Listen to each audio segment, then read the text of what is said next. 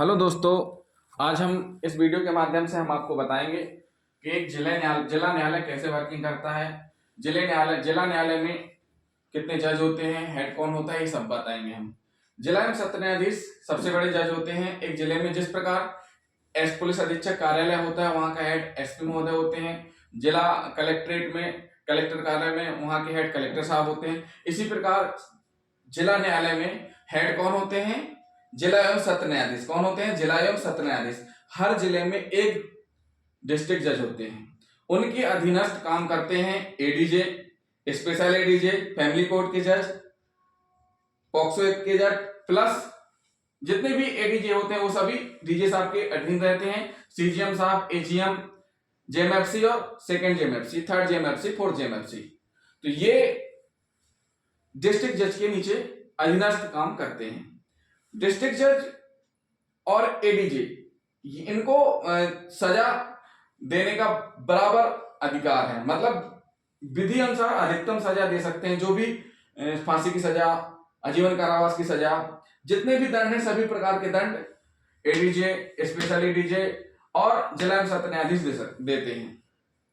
देखिए, बड़े बड़े जिलों में, छोटे जिलों में तो स्पेशल कोर्ट होती है, एससी एसटी एक्ट के लिए बनाई गई है। एससी एसटी एक्ट की धारा 14 में प्रावधान है स्पेशल कोर्ट का। तो छोटा जिला हो या बड़ा जिला हो, एससी एसटी के लिए अलग कोर्ट होगी, पॉस्को के लिए अलग कोर्ट होगी और जिला एवं सत्र न्यायाधीश भी होंगे। लेकिन बड़े जिलों में जैसे महानगर हुए, महानगर में हर बहुत सारे एडीजे होते हैं, लेकिन डीजे साहब एक ही होते हैं, यानी डिस्ट्रिक्ट जज एक ही होते हैं। और एडीजे स्तर, अपर सत्र न्यायाधीश बहुत सारे होते हैं। उनको बांटे जाते हैं कि पॉस्को महिला संबंधी केस कौन देखेंगे, मर्डर से संबंधित केस कौन देखेंगे, बिजली से संबंधित केस कौन देखेंगे, सीबीआई वाले केस कौन देखेंगे, एटीएस वाले एंटी टेररिज्म टेस्ट कौन से देखेंगे, ईडब्ल्यू पीसी एक्ट और एससी एक्ट वाले केस कौन देखेंगे। ये सबके अलग अलग डिवाइड रहते हैं कोर्ट। जहां जो महानगर स्तरीय बड़े जिले हैं जिनमें की कारोबार ज्यादा रहता है। छोटे जिलों में काम उतना ज्यादा नहीं रहता है, लेकिन काम तो रहता ही रहता है, लेकिन वहां कोर्टें कम रहती, तो उनके ऊपर काम का भार ज्यादा आ जाता है।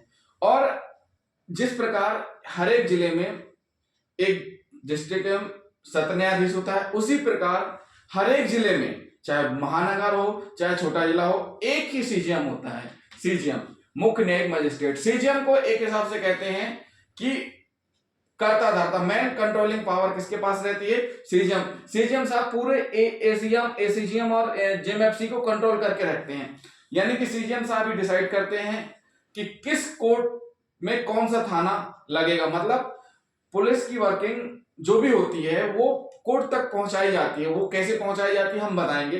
अभी केवल आप इतना ही समझिए कि किस जज साहब को कितनी सजा अधिकतम प्रदान कर सकते हैं, कौन से जज साहब कितनी सजा अधिकतम दे सकते हैं। तो एडीजे साहब और डीजे साहब सभी दंड दे सकते हैं, मृत्युदंड, फांसी की सजा।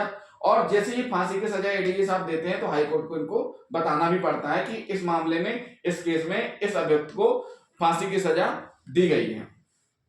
सीजीएम और एसीजीएम दोनों समान ही हैं। 7 साल तक की सजा सीजीएम और एसीजीएम साहब दे सकते हैं। जुर्माना अनलिमिटेड, जो भी चाहे वो सीजीएम साहब जुर्माना दे सकते हैं। और कोर्ट भी यही डिसाइड करते हैं किस थाने की कौन सी कोर्ट चलेगी।